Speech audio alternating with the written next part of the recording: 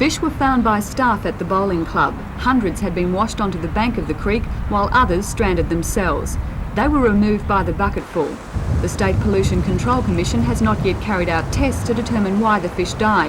However, a spokesman said the cause of previous incidents has been lack of oxygen. In the past, this has been due to effluent discharged from the Edgeworth sewage works. Although it's treated, it contains both nitrogen and phosphorus, which stimulates the growth of algae. At night, the algae takes oxygen from the water, starving the fish. The Commission said they would be taking samples of the water to test for algae. Whatever the cause, staff from the Torres Bowling Club say this isn't the first time fish have been found in this condition, and they're convinced it won't be the last, unless measures are taken to stop effluent from being discharged into the creek.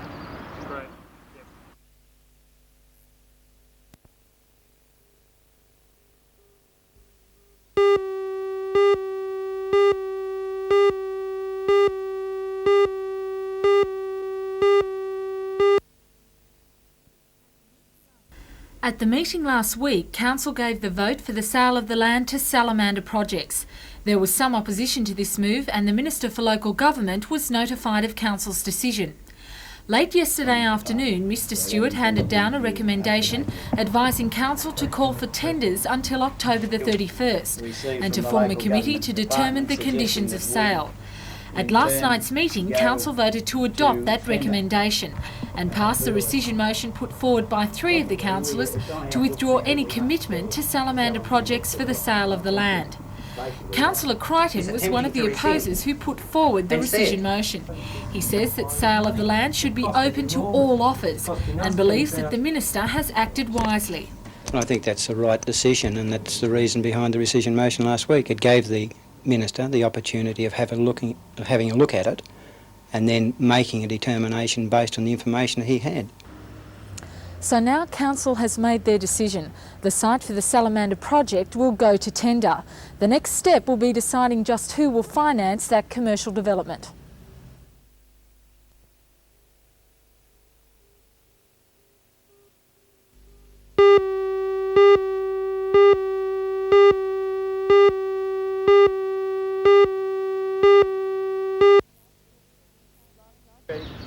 Last night, the Port Stephens Shire councillors reversed their resolute decision on how to sell the land at the suggestion of the local government minister, Kevin Stewart. So now they're going to take a gamble and hope they get more money by going to tender. A spokesman for Salamander Projects, which last week looked set to buy the land, says he isn't sure whether his company will tender. Ian Henry says the matter will go to a full board meeting next week. All potential tenderers have until the end of the month to submit their bids. But back to last night's council meeting. And their attitude towards child welfare education. And we're trying to see whether the teaching that people get about Australia and their local community equips them for working in that community. Also on show at the Region Art Gallery is its latest exhibition, featuring the works of Simpkinson de Veselo. Born in 1819 and trained as a marine surveyor and topographical artist, de Veselo's works are being revived. The early Australian landscape painter lived in Van Diemen's Land for 4 years and used this time to record the Tasmanian environment. The 56 drawings and watercolours on display have been put together from the collection of the Tasmanian Royal Society, Museum and Art Gallery. His works feature the beautiful valleys of the island, as well as several studies of the last remaining full-blood Tasmanian Aborigines. The exhibition will be open until November the 3rd.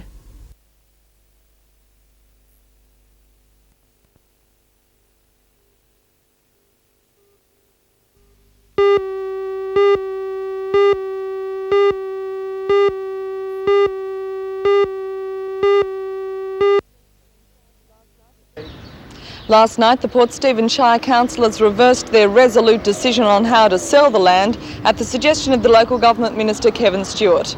So now they're going to take a gamble and hope they get more money by going to tender.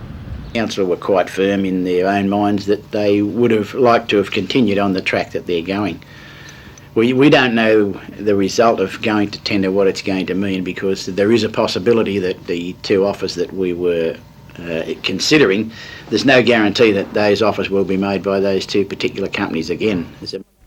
A spokesman for Salamander Projects, which last week looked set to buy the land, says he isn't sure whether his company will tender.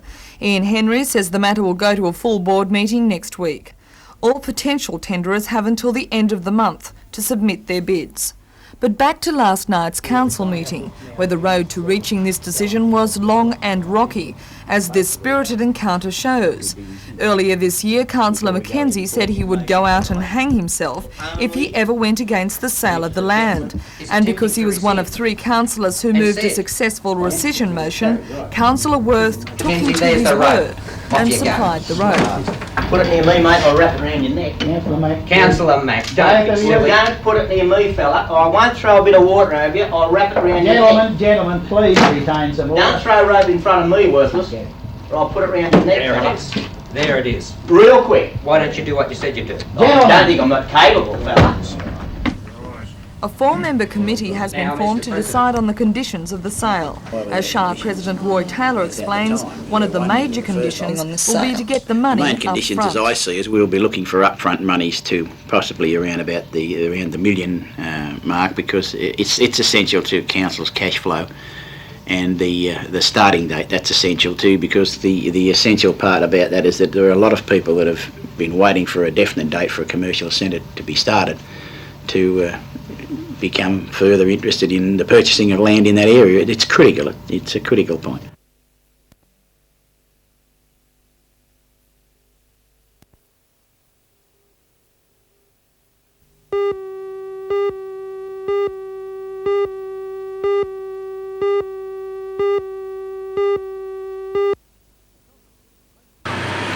Because of this, postal officials now say they cannot guarantee on-time deliveries of parcels, bulk lodgement of letters or priority paid articles. So far, the Hunter region has been insulated from the effects of the industrial turmoil, except for mail delayed in Sydney. The return after a 4-day strike at Seven Hills caused a surge of letters and parcels last night at Broadmeadow, which could be cleared by tomorrow, according to Acting Divisional Manager John Everall. There is naturally a backlog of mail, and I understand that it's in the order of some 2 million articles, but that'll continue to come through here to Newcastle, and we'll distribute it as it's received. There are no hold-ups in the Newcastle area at the moment, outside of a little bit of mail that was carried over this morning that was the result of additional mail we received last night. So when will that be cleared, and how long before the whole surge from Sydney is gone? Well, that's hard to estimate because of the volume and how quickly they can distribute it to the country areas from Sydney.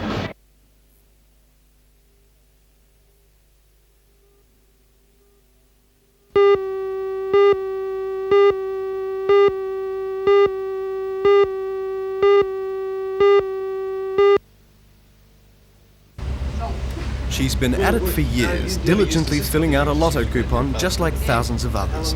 But last night it paid off to the tune of $555,000. So what is Rosemary going to do with her newfound wealth? Well, I've been working to try and buy a house, and I've never been able to save up to now. Now I've got the money, and the first thing we'll go, we'll look for a house. You're not going to go on a holiday or anything frivolous like that? In March, I rang my girlfriend in New Zealand this morning, and it's her birthday in March, and I haven't got a passport, so I've got to go through all that red tape of getting a passport.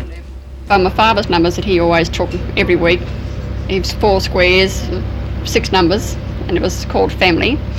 And then he died 3 years, about 8 months ago, and ever since I've taken them with the hope of winning lotto and sharing it with my family, my brothers and sisters. And finally it's come up and I can give them all something. I'm just so excited. After 5 years of filling out lotto coupons with exactly the same numbers, Rosemary's numbers finally came up. But the wait didn't end there. She's just gone through 6 hours of a gruelling wait for confirmation to come through from the lotto office. One good thing that's come out of the wait is that the champagne from this afternoon's celebration is on the house. So, thanks to Lotto and congratulations, Rosemary. Yes! Congratulations, Rosemary. Yeah.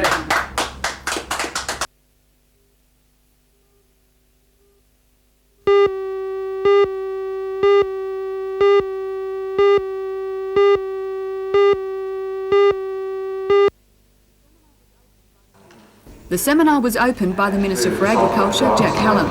The Conservation Trust has operated in the Hunter Valley for the past 35 years. It was established by the state government but is funded by a conservation rate charged against landholders and collected by local councils. Landholders are then eligible for special grants for soil conservation projects, trees on farms and farm dams. This is a scene the Trust hopes to wipe out in the Hunter Valley, and to this end it works in close consultation with the Department of Agriculture, the Forestry Commission, the Soil Conservation Service, the Department of Public Works and the Water Resources Commission. The Trust Chairman, Noel Unicom. Trust by the way of it is the only kind of operation in the Commonwealth, and it carries the responsibilities for the entire catchment area of the Hunter Valley, which encompasses 13 councils and nearly 500,000 people. How important is it to have the landholders' cooperation? That is very important, because if you're doing soil conservation works and water resources works, you require the cooperation of landowners to assist in the schemes that's necessary to allow you to control the waterways and the natural resources of our land. Remember, we can't replace it, we can only conserve it.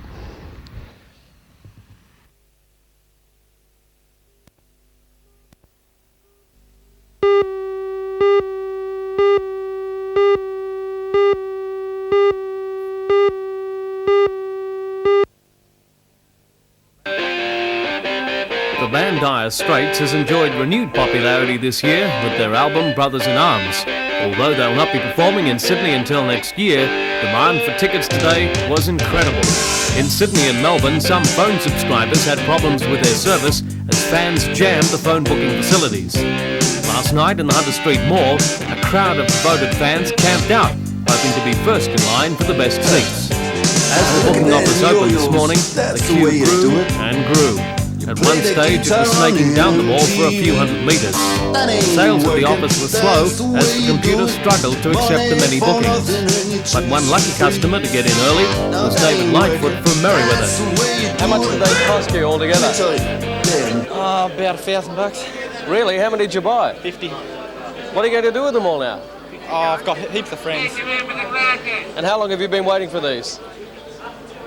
Since 3 o'clock yesterday over. Few business ventures offer such a quick return. People are paying $24 a head today for a concert in 6 months' time. Perhaps I should have taken the advice of the hit Dire Straits song, Money for Nothing. I should have learned to play the guitar. I should have learned to play them drums. Look at that mama, she got it.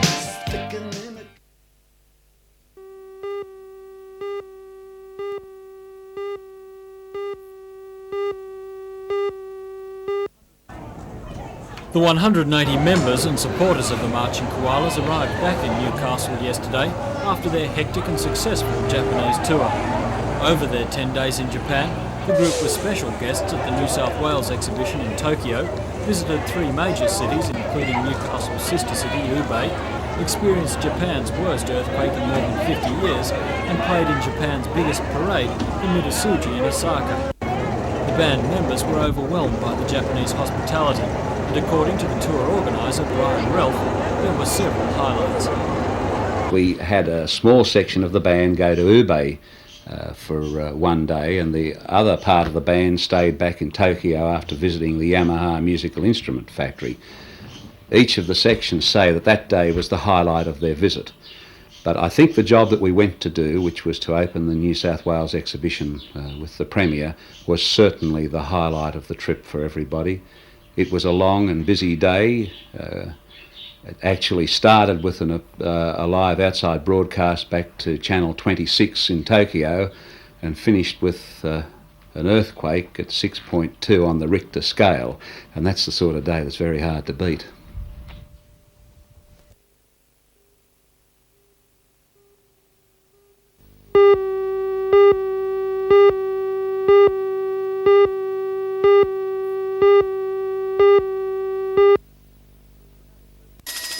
The dramatic rescue yesterday saw all the crew brought to safety. The HMAS Perth was fortunately close by, taking part in Coral Sea exercises. While being towed to Sydney, the 3,000-tonne cargo ship, with its load shifting and taking water, slowly began to sink. These dramatic pictures were taken by a Navy cameraman. The Jolene, heeling dangerously on her side, took too much water, slowly going under and then upending.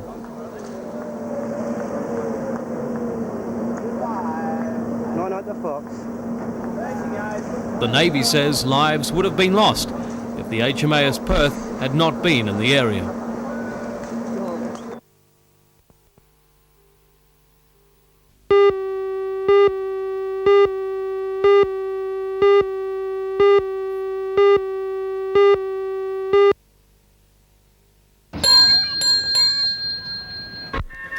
More than 250 bikers were treated to a nutritious breakfast consisting of high-energy protein to help them on their bike ride to work. And Radio 2NC turned on the music.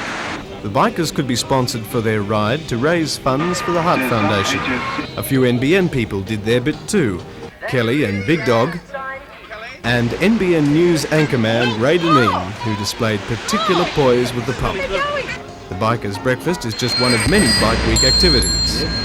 We're trying to encourage people to cycle to work and to think of cycling as part of their daily activities, and to encourage a healthy lifestyle with nutritious breakfast and so on. We're tying up with the Heart Foundation today, and there is sponsorship money going to the Heart Foundation. This ties in with their philosophy of a healthy lifestyle, healthy breakfast and exercise as part of a daily routine.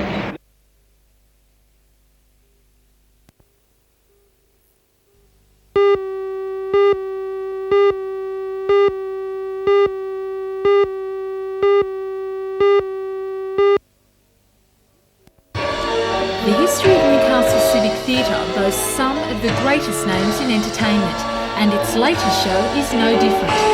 Featuring 10 of the country's best-known actors, Stepping Out is a musical comedy about life through the eyes of a ladies' dance class preparing for a charity concert. Nancy Hayes, Rowena Wallace, Colette Mann and Carol Ray are just a few of the stars. The show has already received sell-out performances in Adelaide, Perth and Melbourne. The season in Newcastle has been extended for another 2 performances because of the demand to see the show. Although most of the characters are performers in their own right, former Newcastle Condor winner Carol Ray says that Stepping Out is a team effort, which makes the musical a success. It's very much a team play, and each character, I think, is very clearly defined. It just happens when you do a commercial production, you need perhaps recognisable names to attract people to come and see the play in the first place. But having said that, I think from the point of view of the actual play, it's very much a team play, and it's very even right the way through. Who would you recommend to come and see the show? Oh, anybody. And we've been with it now since May, and everywhere we've been, Adelaide, Perth, Melbourne, people of all ages just seem to have a really good time.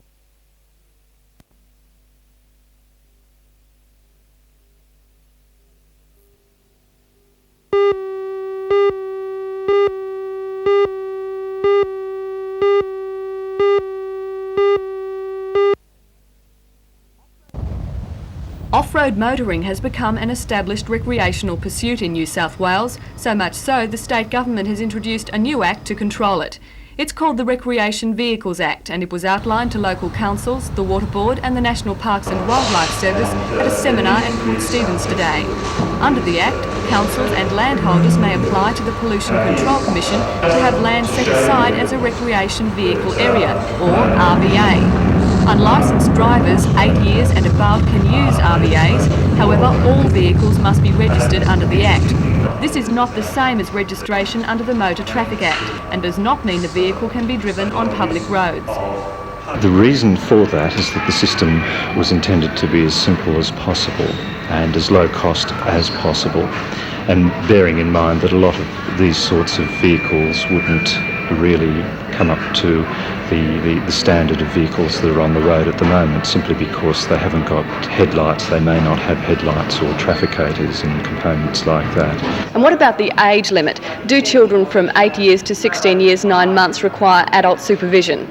Well, they really should. There should be certainly some supervision by the parents, and the Act has certainly been written that way to ensure that as far as possible parents do supervise their children. The parents will be held responsible for the activities of children in those areas.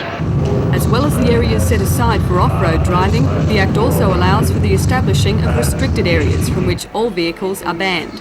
This does not automatically include beach areas. Well, unless the councils have declared under other legislation that they're out of bounds, there is no prohibition as far as the use of beaches is concerned. However, if the councils so desire, they can implement sections of the legislation to prohibit vehicles by signposting, by putting up signs that say vehicles are prohibited on the beach or whatever.